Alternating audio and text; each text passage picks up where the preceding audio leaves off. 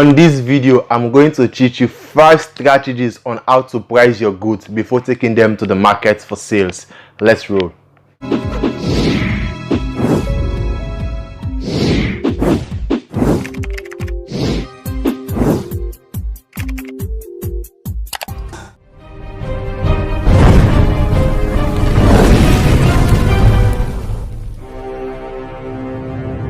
One of the strategies to price your goods are price according to your competition.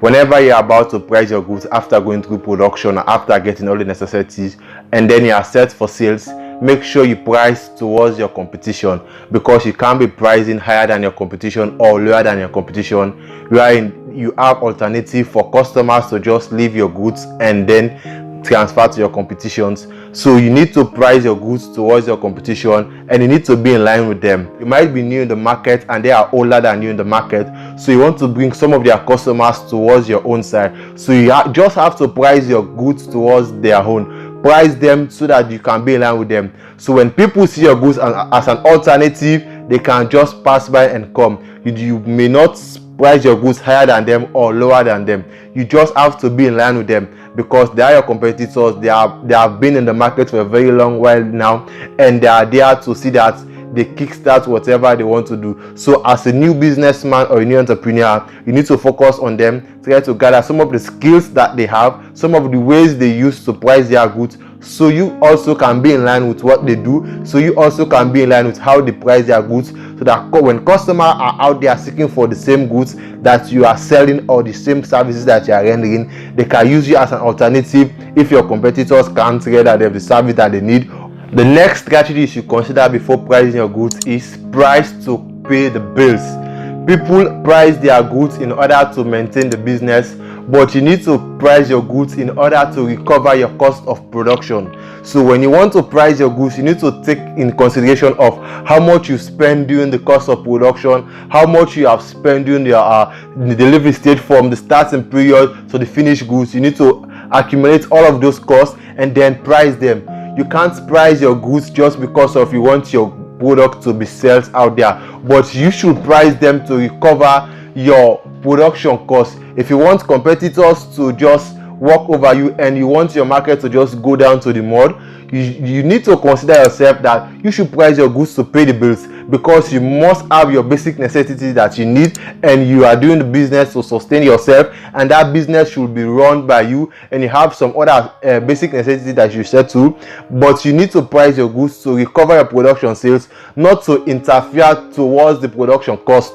So you need to allow yourself, encourage yourself to price your goods to pay the bills. The next strategy you should consider before pricing your goods is price to time. Make sure you always price your goods when the market is demanding for it high. You can't be selling, for example, a raincoat or umbrella during the dry season and you want to impose a higher price on them. No one can look into you, no customer will run there and buy it. But when it's time for rainy season, then you price a tag that is very much and encouraging to you and that will sustain the business during the rainy season. You can see that no matter how the price is high, no matter how attractive the price is, customer will still come around because they need the product at that particular moment, they need the services at that particular moment. So you need to encourage yourself to price your goods to time. Don't allow yourself to be driven away by what you see your competitors doing. Just know that it is time for you to go for a higher price, and it is time for you to cut down the price on your product, because when this time comes for this particular product, you can see the demand for customers is very, very high. For example, if you are selling Christmas toys, Christmas gifts for people, and you know that when it's time for December, all of those commodities their price gets increased and then shoot up in a very high rate, because those salespeople, they know that customers are in demand for it at that particular moment. You can't be selling Christmas gifts in the month of April, in the month of March, when it's not December. So when it's time for the product and when it's time for customers to demand for it high, make sure you price it to time, and make sure when you price it, you price to recover the production cost. You price to see that you are in line with your competitors. By doing this, you will sustain your business and your business will never run into losses. Price according to the package and its value. You might be considering your product to be the best, but you need to price your product according to its value. For example, you can't be selling an iPhone 4 with the same price with an iPhone 11 Pro Max. You can see that there are a lot of qualities in an iPhone 11 Pro Max that does not available in the iPhone 4. So because of that, the price rates for these two commodity is far much differ. So you need to price your products according to the package and its value, because when customers are going out there, some of them are going out for value, some of them are going out for things that are reasonable so that they can afford it. So as a businessman or an entrepreneur, you need to price your goods according to its value.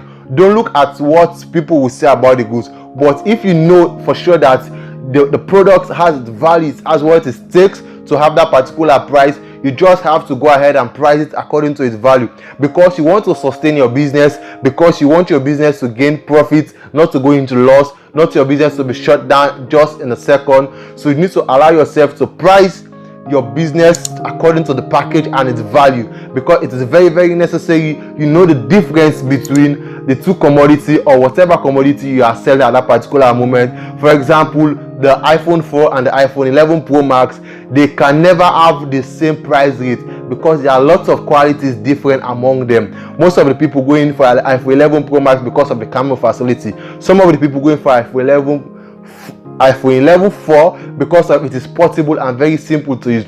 But you as a businessman, you need to be very smart and technical in pricing your goods. Customers are going for the business because of how it attracts them, how demanding they are for it. So let's encourage yourself to price our goods and a package according to its value. The final strategy on how to price your goods for sales is price according to your standing. Price according to your standing and your position in the marketplaces. Most of us will fail to realize that in that particular business there are a lot of competition and there are a lot of competitors who are doing the same business with you and the same services with you. So you need to price your product and your services according to your position in the market. You can't be starting your business as a retailer and you want to price your goods as an wholesaler. It's very much disappointing, and that's because your business will fail, because people won't come and buy to you because your price is very high, which of course you are not a wholesaler, just a retailer. So let's encourage ourselves to price our goods according to our position in the marketplaces. You can't price your products for a price that is amounts with the one that is in the wholesales, and then with the one that is in the wholesales, and then you want people to just come and buy your home product. No, they will not do that. You need to price your goods as if you are a retailer, not a wholesaler. And if you are a wholesaler, you need to price your goods according to an wholesaler price tag, so that people understand what they are going for and what exactly you are offering. You can't be confusing people as if you want to be in both sides. You want to act in the role as a wholesaler and act in the role as a retailer, which can never be possible. There are competitors out there, they know what they are doing and they know the type of services and product they render. They have been there before you. So you as a new and fresh entrepreneur and you want to go into such business, you need to price your business, you need to price your product according to your position in that particular business line, so that you understand the business well and you know how to run it and you know how to keep customers intact. Hope you find those strategies important and useful for your business. If you are new here, please consider subscribing. See you around.